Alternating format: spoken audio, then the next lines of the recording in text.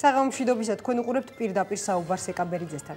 ნონა გაფრინდაშვილს არ სჯერა რომ ქართული პარტია დიდხან შენარჩუნდება. ასეთი კომენტარი გაუკეთა დღეს სახალხო კრების თავმჯდომარემ პრესაში გავრცელებულ ინფორმაციას ქართული პარტიის ლიდერებს შორის არსებულ დაპირისპირებაზე, რომლის მიზეზად ანონიმური წყარო სწორედ სახალხო კრების მიმართ პარტიის დამოკიდებულებას ასახელებს.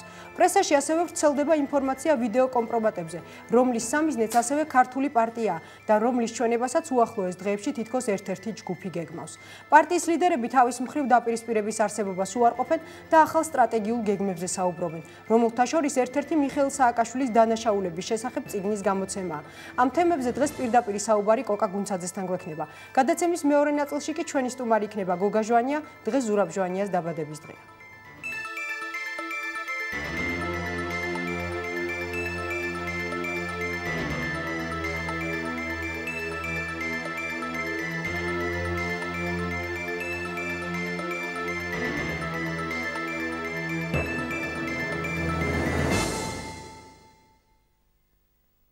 თქვენ უყურებთ პირდაპირ საუბარს, ჩვენი სტუმარია კოკა გუნცაძე, ბატონო კოკა, მოგესალმებით პირდაპირ საუბრის სტუდიაში.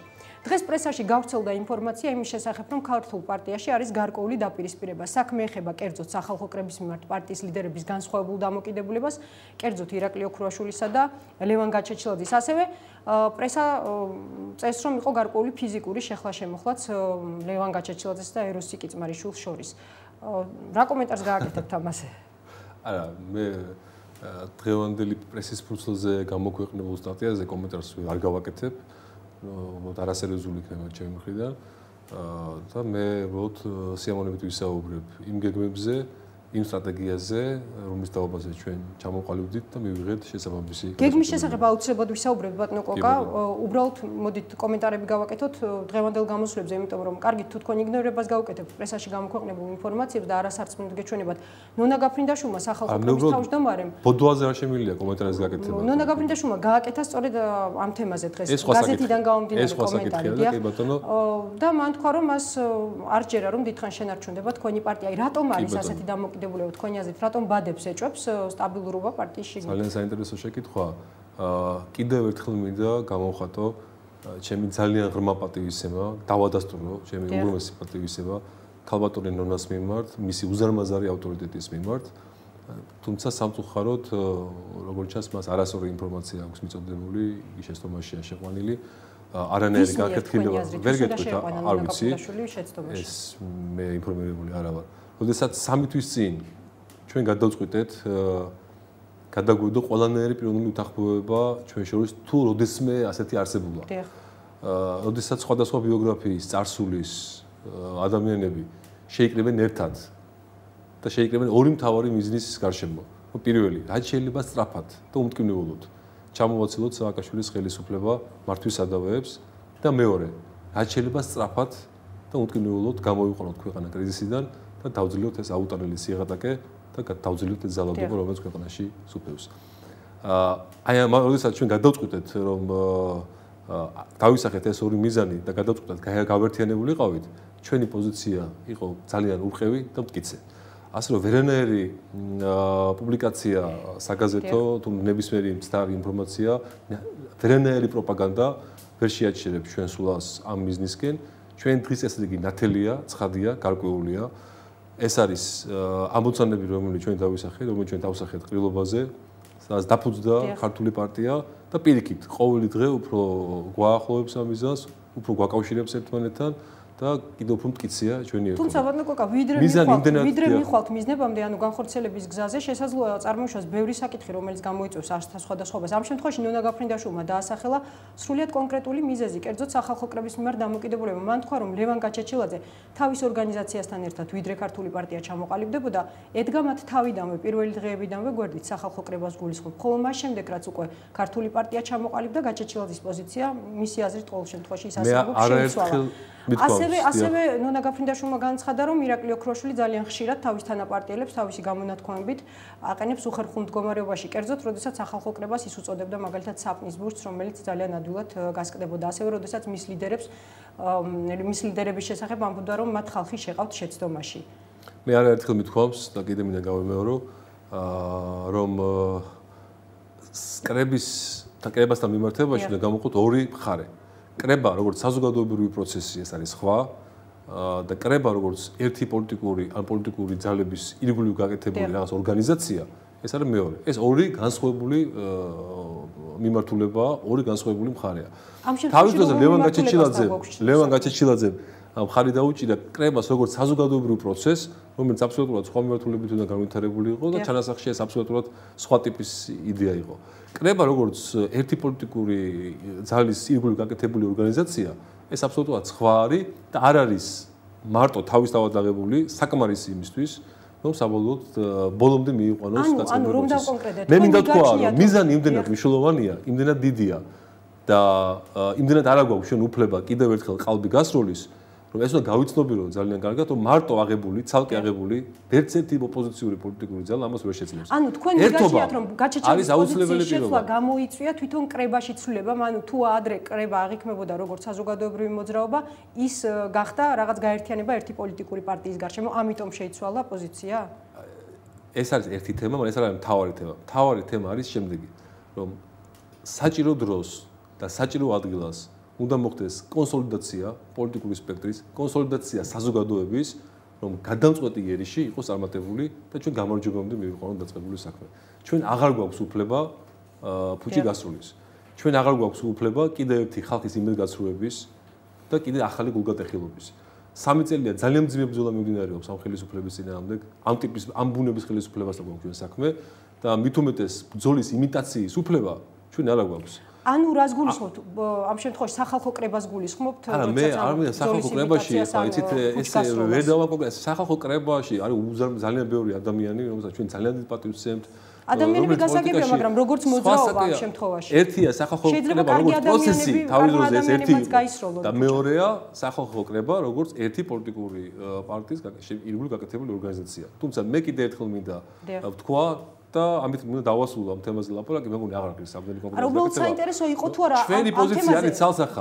ჩვენ არ მოუწოდებთ ხალხს გამოსვლებისკენ მანამ, სანამ არ იქნება სრული კონსოლიდაცია საზოგადოებრივი და პოლიტიკური ძალების, სანამ არ იქნება შესაბამისი მზაობა, როგორც ხალხში, ვითარება არ იქნება შესაბამისი და როდესაც იქნება ამის მზაობა, როდესაც გვექნება ჩვენ ამის შესაბამისი შეგრძნება, როდესაც იქნება მოცემულობა სახეზე, რომ მზადავართ ამისთვის რომ მივიტანოთ გადამწყვეტი იერიში, მაშინ ჩვენ მზადავართ ნებისმიერი პირადი უთანხმოება გადავდოთ, ნებისმიერი კინკლაობა, მე ამ საერთოდ არ მივიღები მხედველობაში და მე დავამშვიდო ჩვენი მაყურებელი, ჩვენი ხალხი, ჩვენი საზოგადოება, არანაირი მნიშვნელობა არ აქვს და არ იქნება გადამწყვეტი მნიშვნელობა არანაირი კინკლაობას, საჭირო დროს და საჭირო ადგილას ჩვენ ყოველთვის მოვნახავთ საერთო ენას იმ პოლიტიკურ ძალებთან, საზოგადოების იმ ძალებთან, რომლებიც მზად არიან გააერთიანონ საკუთარი ძალისხმევა აი ამ რეჟიმის წინააღმდეგ. და ბოლომდე მივიყვანოთ დაწყებული საქმე და ჩვენ ამას გავაკეთებთ. მაგრამ არის უკაცრავად დავასრულებ, არის ჟამი ქვების შეგროვების და არის ჟამი ქვების გაბნევის. დღეს არის ჟამი და დრო იმისი, რომ გაძლიერდეს პოლიტიკური ძალები, უნდა ჩამოვაყალიბოთ პოლიტიკური ალტერნატივა, ძლიერი პოლიტიკური ალტერნატივა. დღეს სამწუხაროდ ოპოზიციური ძალები ცალკე აღებული, სუსტი არიან და არასაკმარისი იმისთვის, რომ პოლიტიკური ალტერნატივის ჩამოყალიბებაზე პრინციპში დღეს პოლიტიკური ალტერნატივის ჩამოყალიბება, ძლიერი პოლიტიკური ძალის შექმნა არის ერთადერთი გარანტია და პირობა იმისა, რომ ამ დაწყებულ საქმეს, რომელიც 3 წლის წინ დავიწყეთ ჩვენ ყველამ ერთად, საბოლოო გამარჯვება. რაც შეეხება ისევ სახალხო კრებას და კერძოდ ნინო ბურჯანძის პიროვნებას, მე მაინტერესებს ერთიანი აზრი გქონდათ სახალხო კრებისა და ბურჯანძის შესახებ. ანუ მაგალითად ირაკლი ოქროშვილმა განაცხადა, რომ ნინო ბურჯანძე იმიტომ გინდოდა თქვენი პარტიის თავმჯდომარედ და ასევე პრეზიდენტობის კანდიდატად, რომ მას არ გაეფუჭებინა საქმე და რომ მის შესაძლებლობებზე არ ქონდა დიდი წარმოდგენა. ამავე აზრზე იდექით, მაგალითად თქვენ სოზარ სუბარი, ლევან გაჩეჩილაძე. მე არ ვარ მოსული, მე არ მინდა თქვენი საერთოდ რომ დავხვაჭო დეტალებზე სასაუბროთ. მე გესაუბრებით და ვაფიქსირებ თავი პოზიციას. ჩვენი დამოკიდებულება ამ მოვლენის მიმართ იყო ერთიანი. ყველა იმ მოვლენის მიმართ ნინო ბურჯანძის პიროვნების მიმართ ერთიანი, ცხადია, არსებობს გადაწყვეტილების მიღების წესი და ამ წესით ჩვენ ვიღებთ გარკვეულ გადაწყვეტილებებს. ხუთმა კაცმა ჩვენ დავაფუძნეთ ეს მოძრაობა, გადავდგით ეს ნაბიჯი, გვაქვს კაფეო ჩამოყალიბებული მიზანი, გვაქვს ამოცანები, გვაქვს დღის წესრიგი და ვერანაირი თქვა პროპაგანდა, ვერანაირი აგორებული ასე თქვა PR-ი ჩვენ წინააღმდეგ ვერ გადაგვახვევია. თუმცა ფაქტია რომ ბურჯანძის მიზანი არის იმდენად მნიშვნელოვანი. მისამართით ეს გამოთქმები ნამდვილად იხმარა ირაკლი ოქროშვილმა და უბრალოდ მართლა საინტერესოა ასეთივე დამოკიდებულება ხო კომენტარი გავაკეთო გამოთქმებზე. თქვენ ხო ერთი გუნდი ხართ. ჩვენ გვაქვს საერთო პოზიცია და ჩვენ მე ამ პოზიციას ვადასტურებ. 25 ნოემბერს ხალხის ქუჩაში გამოყვანა იყო მომზადებელი პროცესი და ამისთვის არ არსებობდა სათანადო საფუძველი. კარგით, გასაგებია. ასევე სახალხო კრების თავმჯდომარე ნონა გაფრინდაშვილმა თქვა, რომ ის სიამოვნებით დადგება ქართული პარტიის გვერდით, თუ თქვენ გაქვთ უფრო ეფექტური გზა ამ ხელისუფლების შესაძლებლად. რა არის თქვენი გზა? იცით, ჩვენ არ ვითხოვთ არავისგან ჩვენ გვერდზე დადგომას. ჩვენ იდეის გარშემო უნდა გავერთიანდეთ და თავარი მიზნის გარშემო უნდა გავერთიანდეთ. მე გითხარით, კიდე ერთხელ მინდა გავიგნორო. ორი მიზანია. თავარი მიზანი ის გარშემოც ჩვენი გაერთიანება შედგა და ალბათ ის გარშემოც ალბათ საბოლოოდ დიდი პოლიტიკური კონსოლიდაცია მოხდება. პირველი ხელისუფლება, რომელიც დღეს მართავს ქვეყანას, რაც შეიძლება სწრაფად უნდა შეიცვალოს, რადგან მან ამოწურა ყველანაირი რესურსი ამ ქვეყნის მართვის და კრიზისიდან გამოყვანის. და მეორე, ჩვენ უნდა დავიწყოთ ძალიან მტკივნეული, ძალიან სწრაფი და აუცილებელი რეფორმები იმისთვის, რომ რაც შეიძლება სწრაფად დავწლიოთ ძალიან დიდი და მძიმე სოციალური რეფორმი, რომელიც ქვეყანაში შეიქმნა, ეს აუტანელი სიღატაკე და ნელ-ნელა ქვეყანა გამოვიყვანოთ კრიზისიდან. შეიქმნას უსაფრთხოების გარანტიები, შეიქმნას დემოკრატიის პირობები და ქვეყანამ დაიწყოს კეთილდღეობის გზაზე დადგომა. ბატონო კოკა, იმყოფებოდით შვეიცარიაში პარტიის ლიდერები და იქ თქვენ შეხვედრებს უწოდეთ სტრატეგიული სესია. რატომ ეს სახელწოდება? რას ნიშნავს ამ შემთხვევაში? ხუთეულის შეხვედრას სესია ჩვენი ვიზიტი გასვლითი ემსახურებოდა რამოდენიმე ამოცანას. ჩვენ მივიღეთ სამი გადაწყვეტილება მნიშვნელოვან საკითხებზე. პირველი ეს არის, რომ რაც შეიძლება სწრაფად შეიქმნას პოლიტიკური ინფრასტრუქტურა და გაძლიერდეს ამ მიმართულებით განსაკუთრებით თბილისში 2 თვის განმავლობაში უნდა დაფუძნდეს ადგილობრივი ორგანიზაციები და გაიხსნას შესაბამისად ყველა ოფისი. პლუს ამას დიდ ქალაქებში, ზუგდიდში, ბათუმში, ფოთში, რუსთავში, ქუთაისში, ახალციხეში უნდა დაფუძნდეს შესაბამისად ადგილობრივი ორგანიზაციები და გაიხსნას ოფისები და შემდგომში რაც შეიძლება სწრაფად ჩვენ უნდა მოვიცვათ მთელი საქართველო. პარტია გულისხმობს ორ მთავარ მიმართულებას. ერთი ეს არის ბრენდი და მეორე ეს არის პოლიტიკური ინფრასტრუქტურა. ამ ორი ელემენტის გარეშე ჩვენ ვერ მივიღებთ სრულყოფილ პოლიტიკურ ძალას, რომელიც იქნება სტრატეგიული სესია შეხვედრა. დღევანდელი გამოწვევა. ეს არის ერთი. მეორე, ჩვენ შევთანხმდით, რომ გამოიცეს ერეწოდებული სააკაშვილის დანაშაულთა წიგნი. ეს არის კრებული, რომელიც აღწერს ყველა იმ დანაშაულებრივ ფაქტს, რომელიც ამ ხელისუფლებამ ამ თემაზე აუცილებლად უფრო დაწვრილებით მინდა რომ ვისაუბროთ და მესამე საკითხი, მე მინდა დავასრულოთ ის თავარი მიზანი ჩვენი ვიზიტის. და მესამე თავარი მიზანი რის გამოც ჩვენ ვიმყოფებოდით, ეს არის რაც შეიძლება სწრაფად შესაბამისი PR სტრატეგია შემუშავდეს, რომ უზრუნველყოფილი იქნას ეს ჩვენი მთავარი ამოცანები. ანუ სტრატეგიული გადაწყვეტილებების გამო უწოდეთ თქვენ შეხვედრებს სტრატეგიული სესია? რადგან ეს სამი სტრატეგიული გადაწყვეტილებაა, სტრატეგიული გადაწყვეტილებები იქნა მიღებული, ბუნებრივია ეს ვერ იქნება, თქვათ, ყოველდღიური ხასიათის.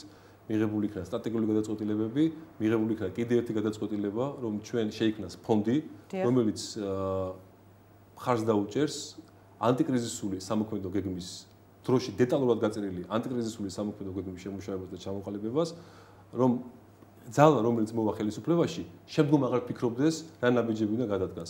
ასეთი პრაქტიკა ამაზე ცოტა მოგვიანებით აუცილებლად ვისაუბრებთ. ასე რომ სოლიდურ პრეტენზიას მქონე პოლიტიკურ ძალას უნდა გააჩნდეს ქვეყნის კრიზისიდან გამოყვანის რეალურად დროში გაწერილი სამოქმედო გეგმა. ბატონო, სოლიდურ და პრეტენზიას მქონე პოლიტიკურ ძალებს ყავთ ხოლმე თავიანთი, ასე ვთქვათ, PR ჯგუფები დაქირავებული.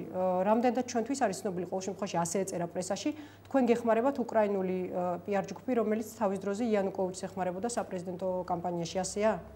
ჩვენ უკრაინული ჯგუფი გვეხმარებოდა გარკვეული სტრატეგიული დოკუმენტებზე რეკომენდაციები მოგვცეს, ძალიან საინტერესო დოკუმენტაცია დაიდო და ბუნებრივია საჭიროების შემთხვევაში კვლავ გვექნება იმის შესაძლებლობა ალბათ რომ მათი ნახევარი. რაც შეეხება აი ამ სტრატეგიულ გადაწყვეტილებებს, თუ ასეთი რჩევები მოგცათ თქვენმა PR ჯგუფმა, რომელიც გეხმარებათ? ხათ ახლა რეკომენდაციის ხასიათი აქვს PR ჯგუფების და კონსულტანტების მუშაობას.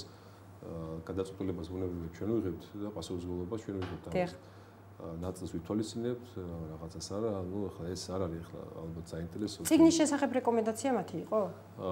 წიგნის შესახებ რეკომენდაცია ნაწილობრივ მათი იყო, თუმცა ეს იდეა უფრო ადრე არსებობდა. არსებობს დააგროვდა უამრავი ფაქტი დანაშაულებრივი ამ ხელისუფლების ასე ვთქვათ პოლიტიკის შედეგად ამ პროცესში და ქრონოლოგიურად მათი დალაგება და მაღალტირაჟიანი რამდენიმე ენოვანი ასეთი წიგნის გამოცემა, მე ვფიქრობ, საერთაშორისო საზოგადოებისთვის ძალიან საინტერესო იქნება. რა ფაქტებს უნდა დაეყრდნოს ეს წიგნი ბატონო? ანუ საიდან და მოიძიოთ ის ფაქტები, რომლებიც დადასტურებული იქნება და არ იქნება დაუშვათ ვიღაცის მონათხრობის ან უბრალოდ ჭორის დონეზე მოძიებული. რატომ და დაგიჯეროთ ადამიანებმა? მე არ უნდა დამიჯეროს. რატომ და დაიჯერონ ამ წიგნის? ფაქტებს უჯერებენ ადამიანები და სწორედ ამას გულისხმობ, ანუ აი ფაქტები როგორ უნდა დაადასტუროთ წიგნში? თუ გაქვთ ამაზე ნაფიქრი?